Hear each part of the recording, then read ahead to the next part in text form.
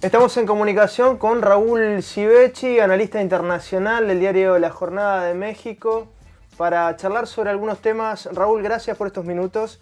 Decía algunos temas que venís planteando y que tienen que ver con la falta de autocrítica de la izquierda en América Latina. Has escrito una nota o has accedido a un reportaje de la revista Crisis que ha sido titulado en este sentido, ¿no? La falta de autocrítica de la izquierda ha derivado en un ascenso de la derecha, dice el título de la nota. ¿Por qué, digamos, un poco pensás esto? Porque yo creo que el ejercicio del poder durante un largo periodo de tiempo genera inevitablemente problemas, desajustes, injusticias, errores, sin lugar a dudas, pero además una tendencia a la perpetuación en el poder, y el resultado es que la sociedad tiende a rechazar que desde la izquierda se haga ese análisis, esa falta de análisis, y se reincida en una actitud que sería propia de la derecha, ¿verdad? Entonces, los votantes de izquierda somos mucho más exigentes con la izquierda que con la derecha, como los padres somos más exigentes con nuestros hijos que con los hijos del vecino, por una razón obvia, porque somos parte de ese entramado y de ese proyecto. Claro. Raúl, cuando hablas de izquierda en América Latina, hay matices, obviamente no es lo mismo Uruguay que Argentina, que bueno, el PT en Brasil. Bueno, hay distintos matices, pero sin embargo hay rasgos comunes a la izquierda y a la derecha. Es la falta de cambios estructurales desde hace al menos 30, 40 años, acá en Argentina particularmente, ¿no? Por eso cuesta un poco la definición del encuadramiento, ¿no? Decir esto es izquierda, esto es derecha, cuando hay una continuidad en lo estructural. Sí, hay todo un debate ahí sobre qué es izquierda y qué es progresismo, que hoy parecerían confundidos, ¿verdad? Sobre todo desde que el progresismo se ha hecho gobierno, o la izquierda se ha hecho gobierno, caso de Uruguay, de Argentina, de Bolivia, de Ecuador, incluso de Venezuela. Lo que tú planteas es el punto central, ¿no? El modelo extractivo, el extractivismo no están en discusión. El extractivismo se da como un hecho de la realidad, que no se lo pone ni como de derecha, ni como de izquierda, ni como una parte del modelo neoliberal, sino que es un hecho natural. Y ahí no hay un cuestionamiento. Yo puedo hablar por Uruguay, que es lo que más conozco, pero en los otros países ha pasado algo muy similar, y es que el mismo modelo económico, que es exportación de commodities, soja, minerales, gran especulación urbana, ¿verdad? Porque el extractivismo urbano también existe, y grandes obras de infraestructura, eso ha atravesado los gobiernos de derecha y de izquierda a lo largo de 20, 30 años, desde que este modelo funciona, y eso está ahí, llegó para quedarse, y la izquierda no lo cuestiona. Incluso habría que ir más lejos, ¿no? En el caso de Brasil, el gobierno de Lula incentivó obras y proyectos económicos que son parte del modelo extractivo, pero además algunos de ellos venían de la dictadura militar, como la gran represa de Belo Monte, una gigantesca obra de infraestructura, la tercera represa hidroeléctrica del mundo en tamaño, y resulta que la dictadura militar no lo había podido imponer porque los pueblos originarios se rebelaron, ¿verdad? Y la opinión pública, claro. Pero la impone Lula. El gobierno de Evo Morales durante 14 años no hizo nada para salir incluso del modelo neoliberal, del liberal extractivo. Incluso Álvaro García, el teórico, el vicepresidente de Evo, planteaba que cuando hay un gobierno de izquierda, eso no se puede hablar de extractivismo, porque hay un retorno de los fondos a los sectores populares, algo que es totalmente fuera de lugar y que yo rechazo en un sentido muy, muy profundo, porque el modelo extractivo no solo daña el medio ambiente, no solo es un modelo ambientalmente insustentable, sino que además y sobre todo es un modelo socialmente polarizador, empobrecedor de las mayorías y enriquecedor del 1%. Es un modelo que genera exclusión sin futuro de una parte fundamental de la sociedad.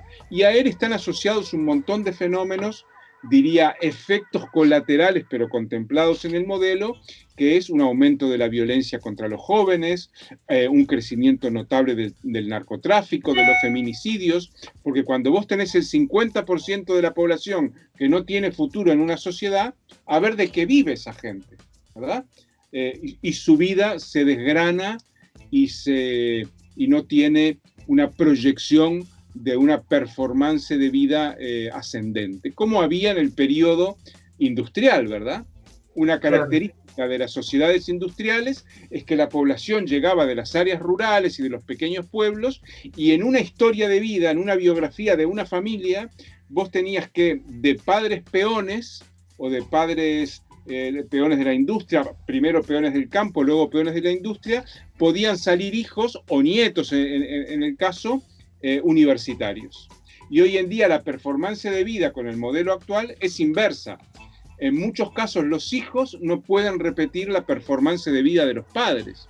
Entonces vos ahí tenés una situación realmente de deterioro del vínculo social muy profundo. Es interesante, Raúl, y es un momento para pensar la pospandemia, ¿no? Para pensar el mundo que viene. Hay una suerte de disputa de sentidos ideológicos, políticos a nivel local, a nivel regional, a nivel mundial. Y menciono 3 fotos a colación de lo que estás planteando, ¿no? En la República Argentina, hace unos días, Cristina Fernández se reunió con una parte muy importante de la cúpula agroindustrial, una foto que ha sido muy criticada por el diario La Nación. Sin embargo, digamos, esa reunión que fue pública y tiene relación con un plan post pandemia que plantea este sector que nuclea 45 sectores empresariales de distintas ramas agroindustriales para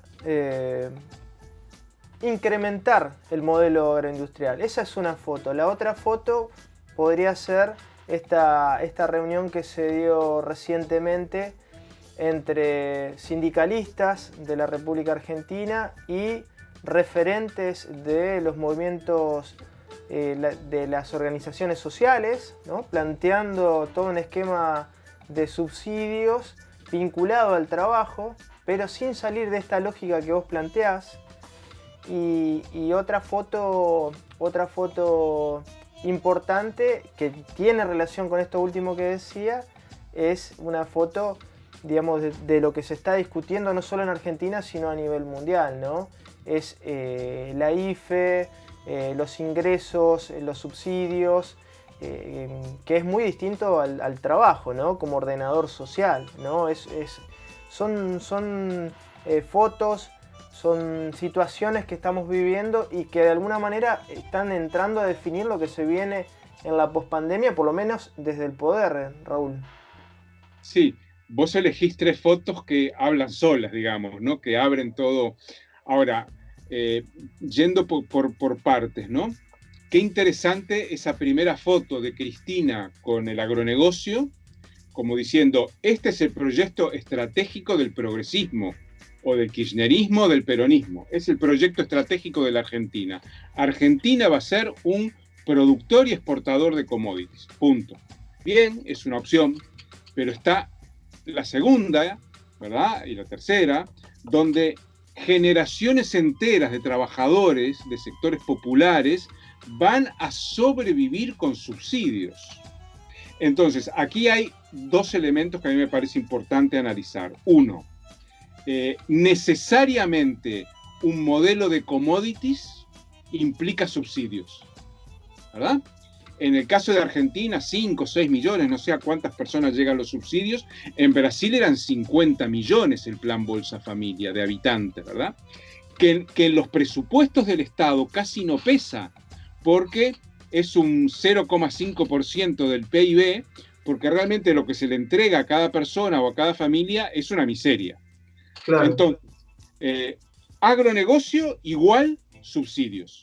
¿Por qué? Porque no hay empleo genuino y digno, ¿verdad?, que permita sobrevivir. Entonces, vos tenés que la mitad de la población aproximadamente deja de tener acceso con el modelo actual a un empleo digno. Algo que solo lo ha generado en nuestra historia la industria. Un empleo digno con perspectivas, porque yo no lo dije, pero hay que recordar que el obrero entraba como un peón no calificado a una fábrica y al cabo de X años, ¿verdad?, se jubilaba como obrero calificado, ¿no? Incluso había tangos, recuerdo uno de Julio Sosa que hablaba del mecánico, ¿no? O sea, el mecánico era el símbolo de la industria metalmecánica, de la industria argentina, ¿verdad? Entonces, eso porque era el orgullo de clase de los trabajadores que a lo largo de una vida de mucho esfuerzo y de mucho trabajo conseguían legítimamente una vivienda en condiciones, conseguían que la vida de su familia mejorara. Segunda foto. El orgullo y la dignidad de aquel obrero industrial se transmutan en humillación, ¿verdad? Humillación de vida por tener que vivir de subsidios. Porque nadie puede ser feliz poniendo la mano o el plato para que le den algo, ¿verdad? Esto no tiene nada que ver con el debate de la renta básica. La renta básica surge, yo no estoy muy de acuerdo, pero bueno, como una garantía de ingresos mínimos de la gente. Bien, pero acá es un remiendo el subsidio. El subsidio es tapar agujeros, tapar baches. Entonces, los baches son las vidas de las personas. Y esto es indignante. Y esto genera profunda dosis de humillación en las personas. Mira, en Uruguay tenemos un debate muy importante, porque ahora hay un gobierno de derecha, supuestamente el anterior era de izquierda. Entonces, el anterior ministro del Interior, Bonomi, un Tupamaro, hizo una vuelta, un análisis diciendo, ¿saben qué pasa? Una boca de pasta base, yo en mi casa pongo una boca de venta de pasta base, rinde 6 a 7 salarios mínimos. Y en las familias de los sectores populares no ingresan 7 salarios mínimos, ¿verdad? Porque la mayoría de las personas o no tiene trabajo o tiene subsidios, que es mucho menos que el salario mínimo, y entonces la boca les asegura, cuando digo 6, 7 salarios mínimos, no estoy queriendo decir que la familia vivan 7 personas, pueden vivir 4, pero la boca rinde el equivalente a 7 salarios mínimos. En Uruguay serían $2.000, grosso modo. ¿Me explico?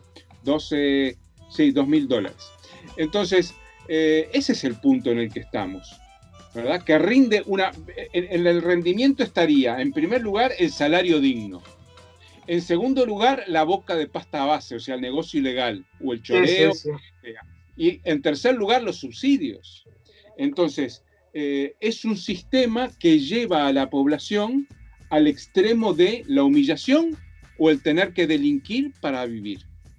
Y ese es el modelo actual. Eso es la primera foto, ¿verdad? Este es el proyecto de la Argentina. Agronegocio. Vuelvo a tu planteo inicial de la mano de esa primera foto, Raúl, porque vos decís la falta de autocrítica de la izquierda de alguna manera apalanca a la derecha en América Latina, ¿no? Y bueno, Cristina en esta foto con los sectores de agronegocios más poderosos de la República Argentina que se consolidaron desde mediados de los 90 a hoy, y que si uno mira la tabla de exportaciones en la República Argentina en este año, en los primeros meses de este año, el 95% de los ingresos de divisas a la República Argentina provienen de ese sector. Y el tema es que no hay por parte de los sectores políticos, de los gobiernos, ni tampoco de las oposiciones, no hay planes alternativos. No hay sobre la mesa ideas alternativas para contraponer.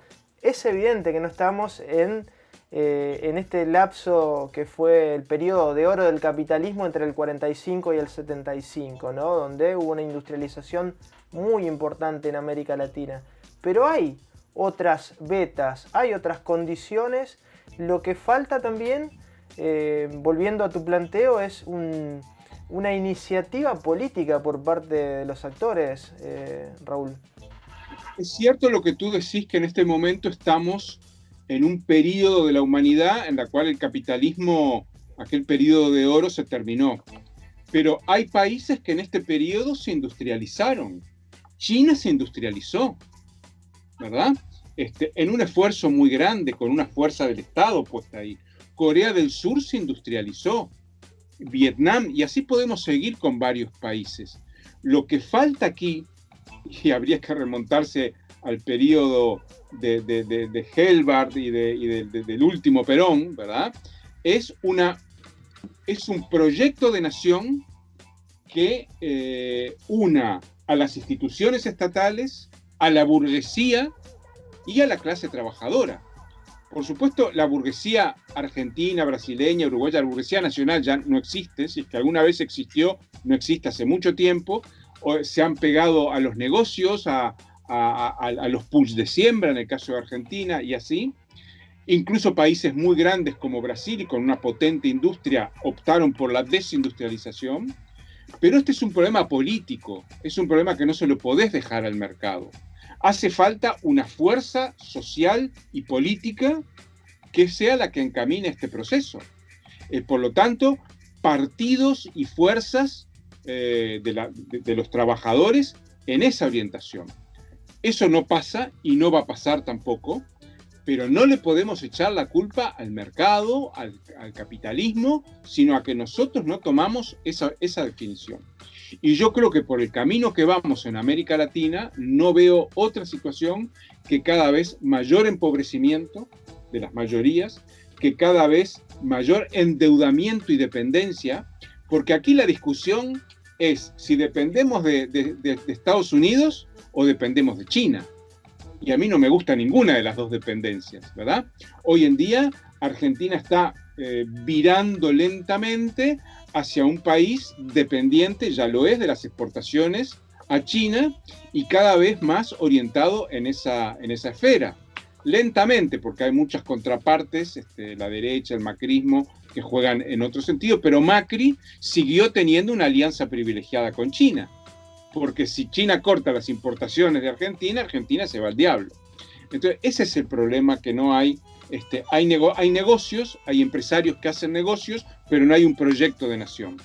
Y mientras no haya proyecto de nación, vamos a seguir deshilachándonos como naciones, hasta que haya situaciones dramáticas y probables estallidos o situaciones internas insostenibles, porque, insisto, la pobreza, el empobrecimiento, y no solo la pobreza como algo cuantitativo, el desfibramiento, el desmembramiento de nuestras sociedades, que eso ustedes lo viven, lo vivimos todos en América Latina, pero cada vez sociedades que se identifican menos como una sociedad. Están los de Barrio Norte, están los de Avellaneda, ¿verdad? Están cada uno tirando para su lado, los de Capital, los de Cava y los de provincia. Entonces, eso es la pérdida de horizonte como sociedad.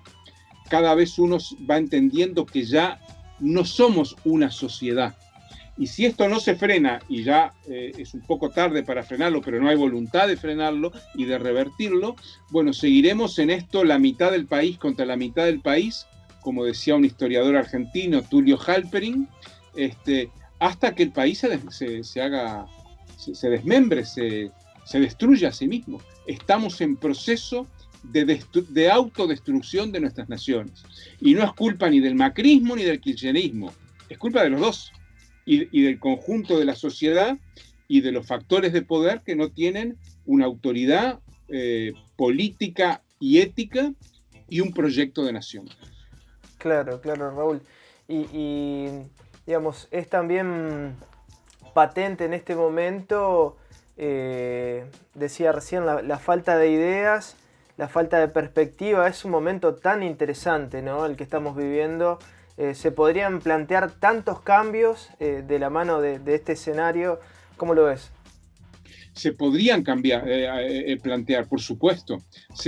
Tendríamos las condiciones, varios países de América Latina, para retomar un camino Argentina fue el cuarto país más industrializado del mundo. Argentina tuvo una industria floreciente, brillante. ¿Por qué no puede retornar eso? Con las características de la industria actual, con proyectos de otro tipo, pero eso está ahí. Cuanto más tiempo pasa, los saberes y las capacidades se van disipando. Pero si China se ha industrializado, si Corea se ha industrializado, ¿por qué no puede hacerlo Argentina? ¿Verdad? No digo Uruguay porque es un país muy pequeño, casi sin mercado interno, pero a su escala también podría volver a industrializarse. Uruguay exporta casi el 100% de la soja en grano, en bruto. Ni siquiera se exporta harina o aceite de soja, no pasa por las moliendas la soja. Entonces sí, es una situación muy grave, porque hemos dejado de lado nuestra... Claro, tenemos enormes posibilidades. ¿Por qué si Rusia encaró una vacuna contra el COVID no puede encarar la Argentina con todas las condiciones que tiene? ¿Por qué no podemos aprovechar este momento de pandemia para entrar en un periodo de crecimiento hacia adentro, de crecimiento endógeno, no simplemente de exportar aquello que el mercado tiene facilidad para exportar? Y además, y esto es un tema bastante grave, cuando el kirchnerismo en la gestión de Cristina le pone impuestos a la soja, que está muy bien, en vez de que esos impuestos vayan a crear industrias nuevas o proyectos de desarrollo de nuevo tipo, van a subsidios. Se van por los desagües esos impuestos. Y eso sí es muy grave. Sin duda, Raúl. ¿Qué opinás en lo político, ¿no? con estos planteos binarios que se fueron construyendo a lo largo de los últimos tiempos, donde se critica mucho a los analistas y a aquellos que tienen una visión de crítica, ¿no? En un sentido cognoscitivo, estamos hablando, de conocer el objeto, nada menos, en lo social.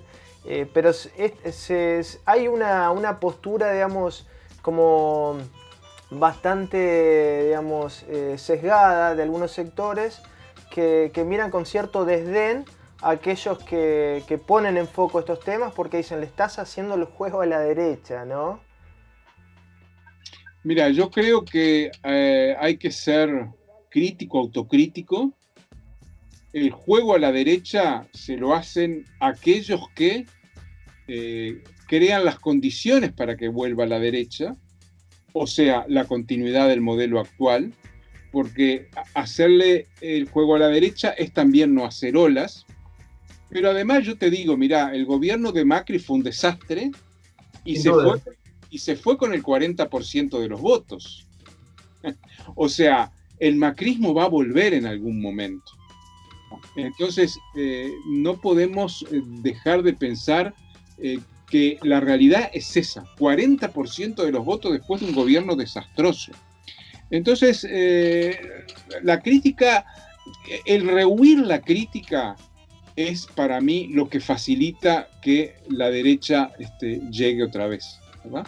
Yo creo que es muy fácil criticar a Bolsonaro. Bolsonaro es el punching ball para pegarle y es muy fácil criticarlo, pero probablemente Bolsonaro gane las próximas elecciones. ¿Y sabes cómo las va a ganar si las gana? Porque encontró la beta que es subsidios más altos de los que daba Lula, y se está ganando la base social de Lula en base a esos subsidios, o una parte de la base de Lula.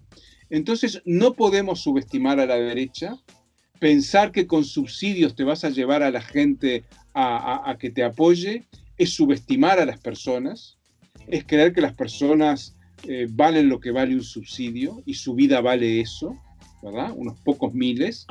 Entonces yo creo que ahí los que sí critican, a los que hacemos críticas, y bueno, bien, yo acepto las críticas, pero no vale no abrir el debate, no vale no dialogar, no vale no reflexionar sobre las cosas que se están haciendo mal. Raúl Sivecci, analista internacional, muchísimas gracias por estas reflexiones. Gracias a ustedes. Seguimos en Punto de Partida.